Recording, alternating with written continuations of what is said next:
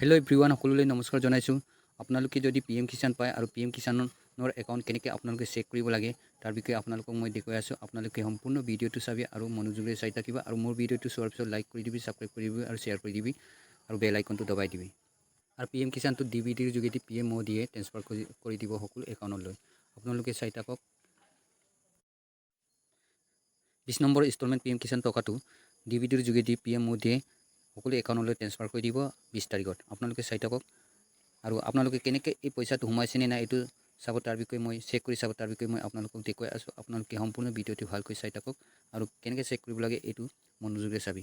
আপোনালোকে যদি এই মাজত চোৱাৰ পিছত যদি স্কিপ কৰি দিয়ে তেনেহ'লে আপোনালোকে PM কিষাণৰ ষ্টেটাছটো কেনেকৈ চাব লাগে এইটো চোৱাটো আপোনালোকৰ ভুল হ'ব।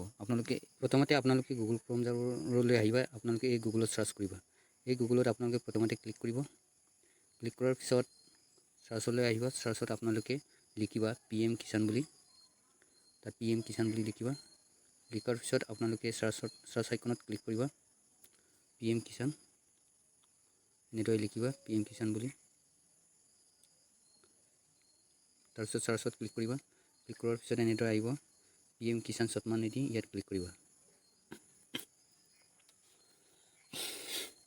ইয়াত ক্লিক কৰাৰ পিছত আপোনালোকে এনেদৰে ইণ্টাৰফেচ আহিব। ইয়াত নাও ইয়াৰ ষ্টেটাছ, নিউ ফাৰ্মাৰ ৰেজিষ্ট্ৰেশ্যন এনেদৰে আহিব।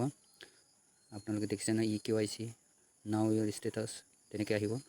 ইয়াৰ পিছত আপোনালোকে এইফালে চাওক তললৈ, এইদৰে আহিব নিউ ফাৰ্মাৰ ৰেজিষ্ট্ৰেশ্যন EKYC, নাও ইয়াৰ ষ্টেটাছ এনেদৰে আহিব। আপোনালোকৰ PM কিষাণৰ পইচা একাউণ্টত সোমাইছে নাই এইটো চাবৰ কাৰণে আপোনালোকে এইদৰে কৰিব লাগিব। ইয়াৰ পিছত আপোনালোকে নাও ইয়াৰ ষ্টেটাছত আপোনালোকে ক্লিক কৰিব লাগিব। আপোনালোকে চাই থাকক।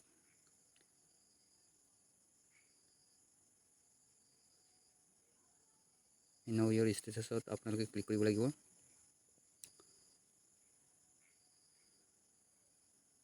ইয়াত ক্লিক কৰিব লাগিব। ইয়াত ক্লিক কৰাৰ পিছত আপোনালোকে এনেদৰে ইণ্টাৰফেচ আহিব।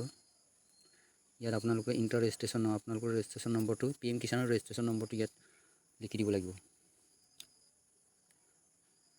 আপোনালোকৰ ৰেজিষ্ট্ৰেশ্যন নম্বৰটো, PM কিষাণৰ ৰেজিষ্ট্ৰেশ্যন নম্বৰটো ইয়াত দিব লাগিব। ইয়াত দিয়াৰ পিছত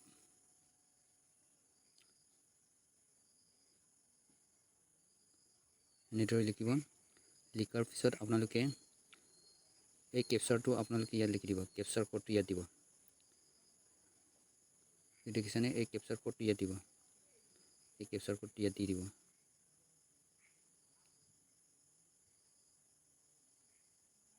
এনেদৰে আপোনালোকে কেপচাৰ কোডটো দিব। দিয়াৰ পিছত আপোনালোকে গেট OTP ক্লিক কৰিবা। গেট OTP ক্লিক কৰিবা। ক্লিক কৰাৰ পিছত এনেধৰণৰ ইণ্টাৰফেচ আহিব নহয়। ইয়াত আপোনালোকৰ OTPটো আহিব। ইয়াত OTP আহিলে এই OTPটো দেখিছে নহয়, এই OTPটো তাত লিখি দিব লাগিব। ইয়াত দিব লাগিব মোবাইল OTP, এই OTPটো ইয়াত দিব লাগিব। তাত দিয়াৰ পিছত আপোনালোকে গেট ডাটাত ক্লিক কৰিব লাগিব। লিখি দিয়াৰ পিছত গেট ডাটাত আপোনালোকে ক্লিক কৰিব লাগে। ক্লিক কৰাৰ পিছত ইয়াত গেট ডাটাত ক্লিক কৰি দিয়ক। ক্লিক কৰাৰ পিছত আপোনালোকৰ ইণ্টাৰফেচ এনেদৰে আহিব। ইয়াত আপোনালোকৰ ৰেজিষ্ট্ৰেশ্যন নম্বৰটো আহিব আৰু আপোনাৰ নেম অফ ফাৰ্মাৰ নামটো আহিব। তাৰপিছত এনেদৰে আপোনালোকৰ টোটেল এড্ৰেছটো এইদৰে আহিব।